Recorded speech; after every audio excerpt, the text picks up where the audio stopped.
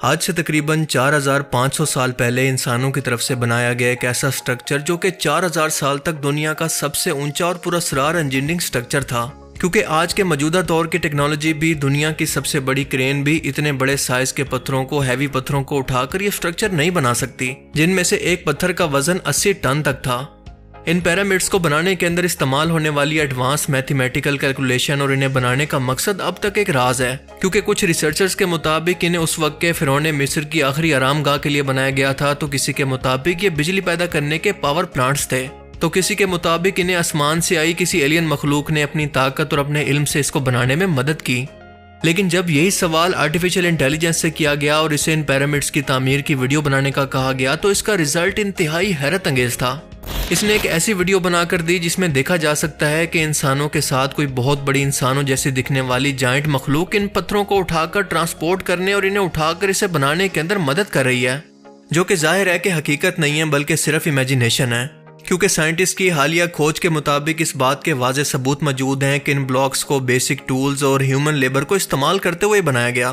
किसी जायंट जैसी एलियन मखलूक का कोई सबूत या इसका कोई ढांचा अब तक डिस्कवर नहीं हुआ। लिहाजा पिरामिड्स के स्ट्रक्चर के लिए एलियन जैसी किसी मखलूक का तस्वुर एक बिल्कुल इलॉजिकल सी बात है, और इसकी वजह यह है कि लोग अब तक इसके बनाने के मकसद को ना समझने की वजह से इससे खौफजदा हैं। लेकिन आर्टिफिशियल इंटेलिजेंस किस तरह से एडवांस होकर मुस्तकबिल के अंदर इस पर एक मुकम्मल फिल्म भी खुद से बनाने की सलाहियत रखती है, ये मंजर देखना इंतहाई हैरत अंगेज है, जिसका सबूत ये वीडियो क्लिप है। बाकी आप इस बारे में क्या सोचते हैं, मैं ज़रूर जानना चाहूँगा। Amazing random facts around the world के पार्ट 36 में खुशामदीद।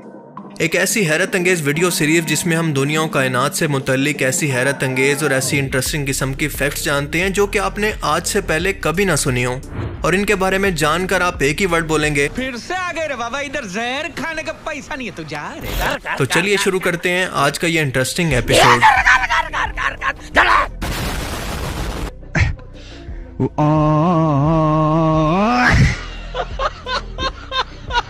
एलॉन मस्क की कंपनी स्पेस एक्स का फैल्कन 9 रॉकेट, जो कि सैटेलाइट, कार्गो और एस्ट्रोनॉट्स को स्पेस स्टेशन तक पहुंचाने के लिए इस्तेमाल होता है। ये रीयूजेबल रॉकेट है जिसके एक मिशन पर 50 से 70 मिलियन डॉलर का खर्चा आता है, जिसमें से सिर्फ 2 से 3 लाख डॉलर का खर्चा सिर्फ इसके फ्यूल का होता है। लेकिन क्या होगा कि अगर इस रॉकेट को इंसान स्पेस स्टेशन की बजाय खला के अंदर करोड़ों अरबों किलोमीटर दूर किसी सियारे तक लेकर जाएं और वहीं पर आबाद हो जाएं। इस फ्यूचर के मिशन के अंदर एक सबसे बड़ी रुकावट इतना ज़्यादा फ्यूल की गैर मौजूदगी भी है, क्योंकि इस कदर फ्यूल को स्टोर करना पॉसिबल ही नहीं है। लेकिन 1950 और 60 के अंदर कोल्ड वॉर के टाइम के अंदर अमेरिकन स्पेस साइंटिस्ट ने एक ऐसे मिशन पर काम किया था जिसका नाम है प्रोजेक्ट ओरियन। और इस रॉकेट के कॉन्सेप्ट के मुताबिक साइंटिस्ट ने एक ऐसा रॉकेट बनाना था जो कि बिना फ्यूल के छोटे से न्यूक्लियर धमाके को इस्तेमाल करके अपने आगे मौजूद थ्रस्टर से इस रॉकेट को अनलिमिटेड स्पेस ट्रेवल तक ले जाए, स्पेस में बिना किसी फ्यूल की जरूरत के, बिना किसी जगह पर रुके। Just imagine that. और ये कॉन्सेप्ट देखने के अंदर कुछ ऐसा लगता था जैसा कि आप इस एनिमेशन के अंदर देख सकते हैं। अगर ये कामयाब हो जाता तो इसकी रफ्तार मौजूदा रॉकेट से भी 30% ज्यादा होती, यानी 30,000 किलोमीटर पर सेकंड तक। जी हाँ, पर सेकंड। अब जाहिर है कि इस प्रोजेक्ट को मुकम्मल करने के लिए न्यूक्लियर टेस्ट करना जरूरी थे, जो कि आलमी कानून के मुताबिक दुनिया का कोई भी मुल्क नहीं कर सकता। और दूसरा मसला था कि इसके असरात एस्ट्रोनॉट्स की सेहत को भी खराब कर सकते थे, और इसी वजह से इस प्रोजेक्ट पर दोबारा कभी काम नहीं किया गया। और इसीलिए यह अब तक एक थ्योरेटिकल कॉन्सेप्ट है जो कि शायद मुस्तकबिल के अंदर जाकर कभी सच भी हो जाए। यह हैं दुनिया के सबसे खूबसूरत घोड़े, जो कि सिर्फ तुर्कमानिस्तान के अंदर ही पाए जाते हैं। इनकी स्पीड, इनका स्टैमिना, इनकी इंटेलिजेंस और सबसे बढ़कर इनकी खूबसूरती इन्हें दुनिया में सबसे यूनिक बनाती है, क्योंकि इनके शाइनी बालों की चमक को देखकर इनका नाम गोल्डन हॉर्सेस भी रखा गया है, जो कि धूप पड़ने पर इस तरह से चमकते हैं और कई रंगों के अंदर पाए जाते हैं और अपने यूनिक कलर की वजह से इंतहाई खूबसूरत लगते हैं। इन घोड़ों की ये नस्ल तकरीबन 3000 साल पुरानी है, जो कि तुर्कमानिस्तान के अंदर नेशनल प्राइड और कीमती खजाना माने जाते हैं, जिनकी तादाद इंतहाई कम सिर्फ इसी मुल्क के अंदर ही बाकी रह गई है।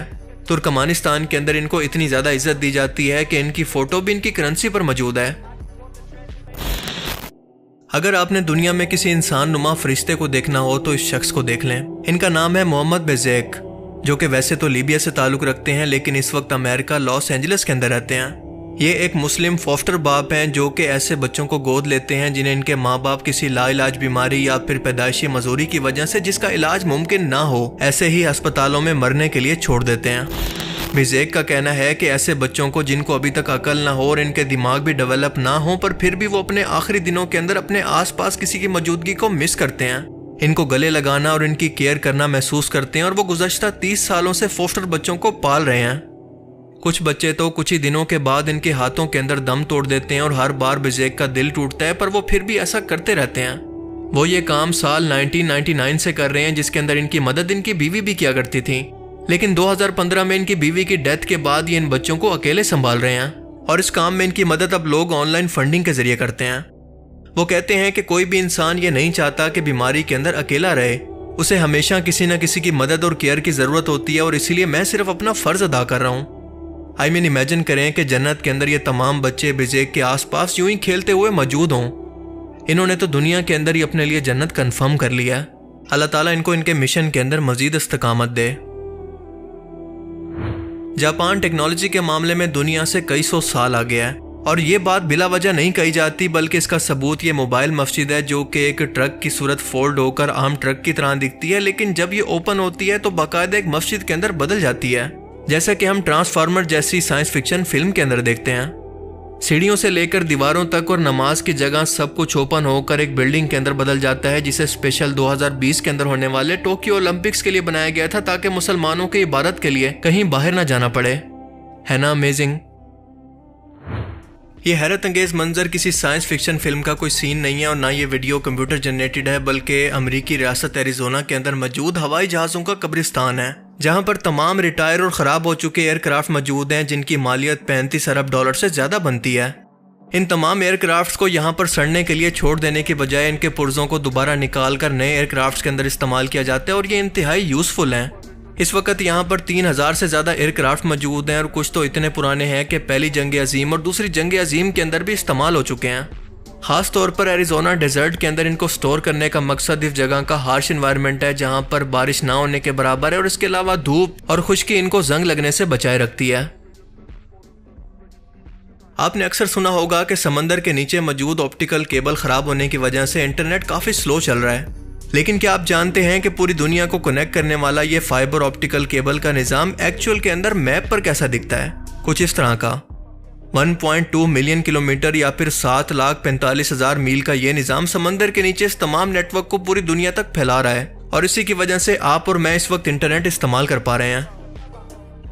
क्या आप जानते हैं कि एक ऐसी अजीबोगरीब किस्म की टेक्नोलॉजी तैयार की गई है जिसका नाम है टेंजिबल यूज़र इंटरफेस, और इस टेक्नोलॉजी की मदद से एक जगह पर मौजूद शख्स के हाथों को स्कैन करके हज़ारों किलोमीटर मौजूद शख्स को, जिसके पास एक ऐसी डिवाइस होगी जो कि क्यूब्स की सूरत में होती है, इन क्यूब्स के अंदर रियल टाइम के अंदर हाथों की मूवमेंट के डाटा को ट्रांसफ़र करके किसी भी चीज़ को टच करना या फिर होल्ड करना मुमकिन है। यानी इन शॉर्ट अपने चाहने वालों को आप हज़ारों किलोमीटर दूर मौजूद भी वीडियो कॉल के साथ टच कर सकते हैं, और यही नहीं बल्कि चीज़ों को होल्ड भी कर सकते हैं और इनको यहाँ वहाँ मूव भी करवा सकते हैं। जो लोग ये कहते थे कि काश कमेंट सेक्शन के अंदर थप्पड़ मारने का ऑप्शन होता, तो ये टेक्नोलॉजी रियल टाइम के अंदर बन चुकी है, लेकिन आप इसको कहाँ पर इस्तेमाल करना चाहेंगे मुझे कमेंट सेक्शन के अंदर ज़रूर बताना। तो आज के amazing random facts around the world की सीरीज़ में सिर्फ इतना ही। आपको इनमें सबसे अमेजिंग फैक्ट्स कौन सी लगी और क्यों, अपनी कीमती राय का इजहार कमेंट सेक्शन में ज़रूर करें। Thanks for watching this video. अल्लाह हाफिज़। खत्म। Bye bye, tata, good bye, गया।